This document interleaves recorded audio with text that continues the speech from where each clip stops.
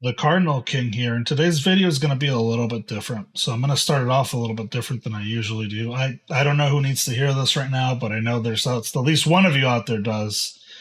But the monetary value of your art doesn't dictate your worth as a person or the value of your actual artistic expression, right? Because the thing is, art is something that you do for your soul. It's something that's good for you, something that you do to express yourself to the world. And I think a lot of artists that are overreacting to this AI art thing aren't realizing that it's just another brush. It's something that democratizes art to other people as well. They don't quite have that empathy yet of like, hey, there's people out there who have, disabilities, either mental or physical, that can't put in the same hours you can at the art, but they have all these ideas in their head, and this is something that helps them push those ideas out, right? Um, I'm going to be completely frank and say that a lot of the pushback from artists against AI art is having to do with the fact that the thing they hate isn't the tool. It's the fact that capitalism necessitates turning something that's more for your soul and an expression into something commercial that you can sell at all times. And that's an unfortunate reality of the world. I kind of walk both of those worlds, right? Because my job title for the last couple of years has been art director. So I'm someone who does art as a hobby, as something for myself and my soul, but I also sell my art commercially in a lot of different ways, not just one different venue, right? So I want to have a discussion today with you guys about AI art, what the ethics are. I want to reassure all my artist friends out there that, AI art isn't going to take your job anytime soon, especially if you are a graphic designer or a UI UX designer. Those things can never have the same type of composition that you have. They don't have the knowledge of color theory that you have. Yeah, AI can't make apps yet. I don't know if it will in the future because it doesn't have any empathy for the end user, right? It doesn't have that same process that you bring to it as a human being. So yeah, guys, join me on today's discussion of AI art and its ethics and what it means to you as an artist.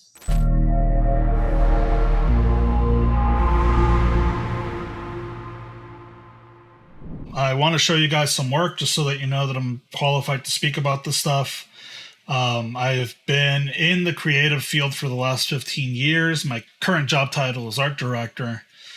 And I want to show you guys a little bit of work, right? So we're going to start off with some photography work. So I have the pleasure of shooting some very interesting places and people, both on film and digital. I prefer film, but I don't think it's the end all be all, right? So we've had the opportunity to shoot some pretty incredible people and places.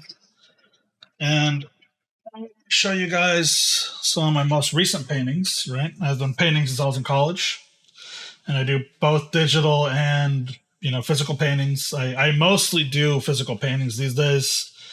The digital stuff is great, and when I had time to put in 12 hours a day into it, it was perfect because I had a process down. But now it's like the canvas is too big, right? And there's too many tools, and I don't know how to use them all anymore. So I'd rather just stick to the 8 brushes I know how to use, and that's it, right? So I recently got through The Sopranos, so I've been working through all the characters. This is Silvio. This guy's Paulie right here.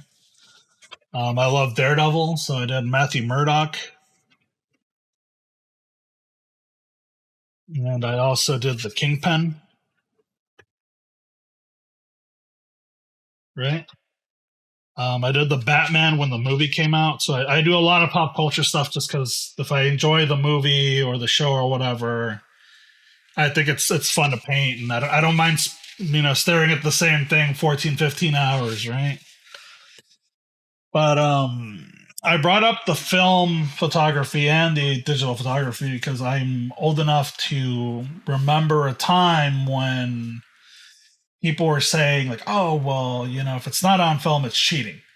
And then I remember a time where people were saying the same thing about digital art, right? So I'm going to zoom in on this piece here. This is a piece I made when I was in college. It's of Rusty Cole from the show True Detective. And like I said, I'm old enough to remember when people were like, oh, well, that's great. But it's, it's on digital and it's cheating. You know, you didn't take the time to do the meditation, you didn't take the time to set up the canvas and mix all the paints, so it's not as good as a real oil painting.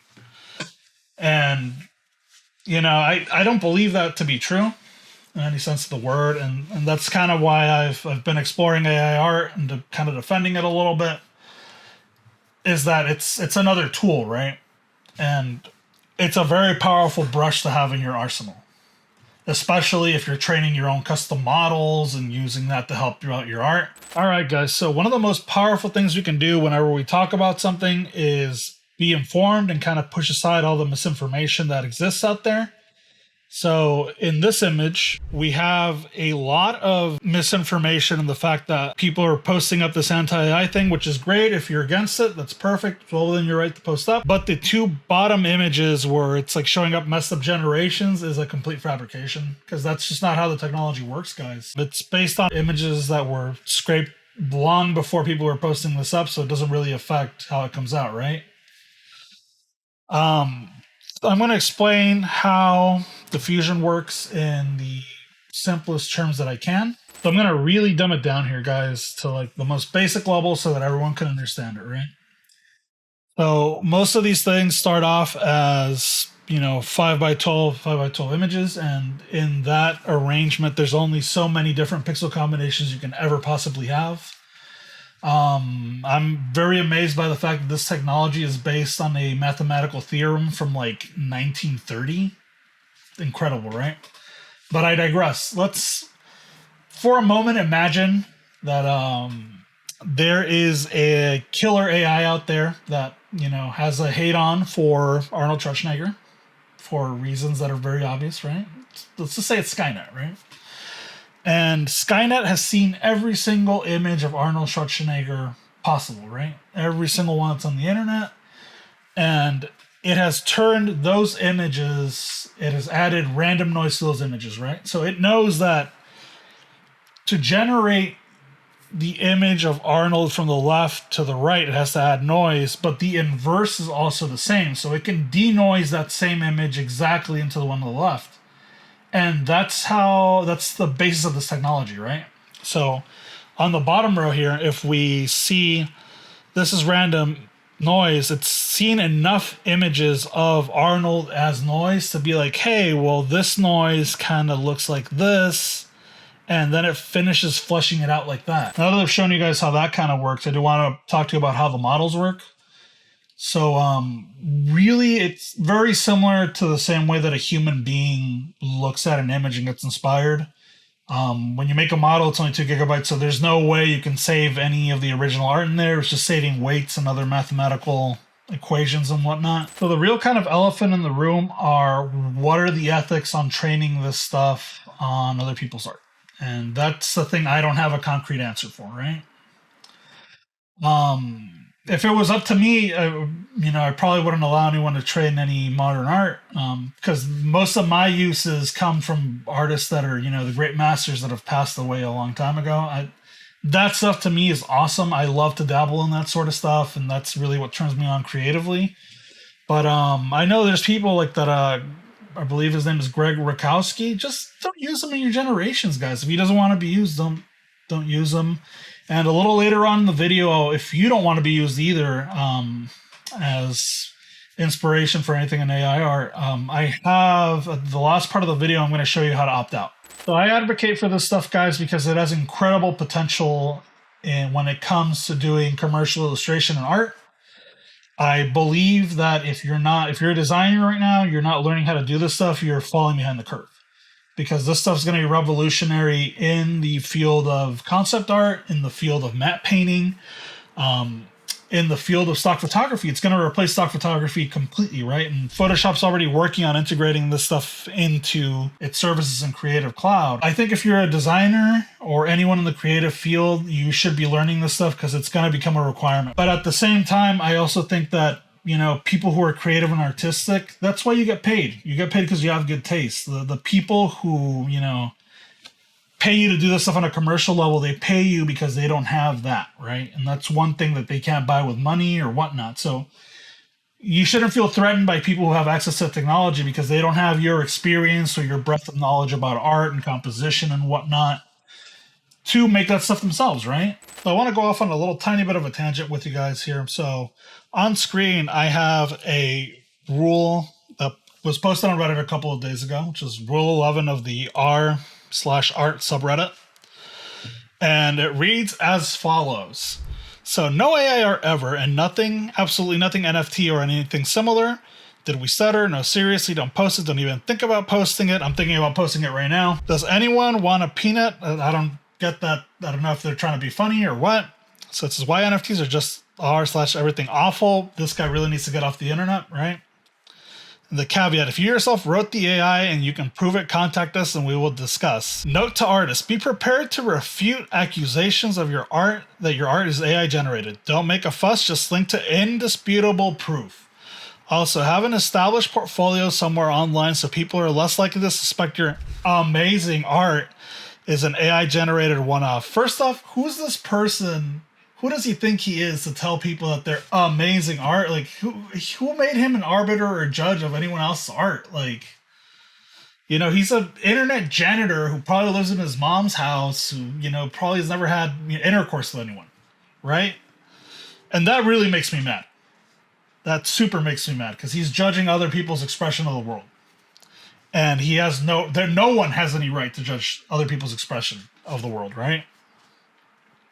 But the main thing I want to talk about here is that last part where it says, be prepared to refute accusations that your art is AI generated. And we have a case here where there is a artist from the Philippines. His name is Ben Moran, and he created this piece. He says, I am the artist of a painting, A Muse in the War Zone. I'm here to complain about the unfair ban. I can give you guys process of the PSD files of that painting. So he's offering to show the process of the painting, right? Punishment is not right. Sorry for my bad English. And I believe he's from the Philippines, right? And thank you for your time. Here's my portfolio. Take a look. So he provided the two things that these elitists are asking for, the portfolio and the proof of the piece is his own, right? And the moderator says, I don't believe you. Even if you did paint it yourself, it's so obviously an AI prompted design that it doesn't matter. If you really are a serious artist, then you need to find a different style because no one is going to believe when you say it's not AI. And B, the AI can do better in seconds, what might take you hours. So what is he like advocating for it or what? Like, sorry, that's the way of the world. No, it's not. It's not. It's the way of some internet nerd who has no life. I don't know how old some of you guys are. I've been in upper and middle management positions for quite a bit now in large companies that you've heard of, right? And one of the things that I've found is that the people who feel the most powerless in their day-to-day lives tend to try to create these little fiefdoms for themselves, right? Where they can have some sort of power over someone else. And just on a personal level, you need to watch out for those people, right? And this moderator here is a case of that, where, you know, he moderates some, you know, for free, a subreddit, and this guy's willing to comply with all of his crazy weird rules, and he's still, you know, trying to take him down. So if you can, go give Ben some love. You know, he's a great artist. I don't know him myself. I wasn't aware of his art until now, but I definitely will support, right? Because he was, you know, unfairly treated, and I have my own story of that. So when I started getting into AI, I did a series of 30 images that were alt arts for Yu-Gi-Oh cards, because this used to be a Yu-Gi-Oh channel. It's still someone is a Yu-Gi-Oh channel. When I first posted that on the Yu-Gi-Oh subreddit, people loved it, right? And I had, you know, the top posts on there for a couple of hours. I was very active talking to people, like saying, oh, well, what cards do you want to see? What do you want me to do? And it got banned. And I asked the moderator, like, hey, what's the deal, man? I'm participating in the, you know, in the discussion. You know, I'm very active. I'm responding to everyone. You know, it's super upvoted. What's going on? He's like, oh, well, we don't allow AI art, blah, blah, blah. And I was telling people too, like, hey, well, because they pruned the thread and people were still asking, like, oh, where are you gonna post up the results? And, you know, I was linking people to the YouTube channel and whatnot, and the moderator took offense to that. He was like, oh, well, You were just trying to get clout, and it made us look bad, and blah blah blah.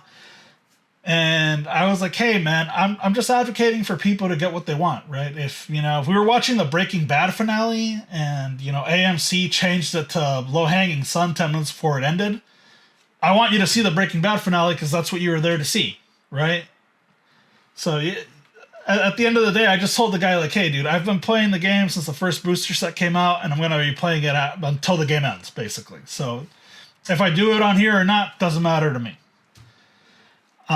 But yeah, guys, if they can do that to someone like Ben, who is willing to show proof and stuff, how long before that happens to you?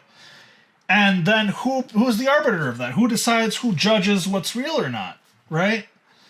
So we have to be very careful going forward with what we consider is art or not, because I think it's all art. It doesn't matter what tool you use to make it, right? So I wanted to share one last useful thing with you guys in case you still don't want your pieces to be used for training data, which is completely understandable and fine. I am actually in here quite a bit, which I'm going to leave my stuff up there. It's completely fine.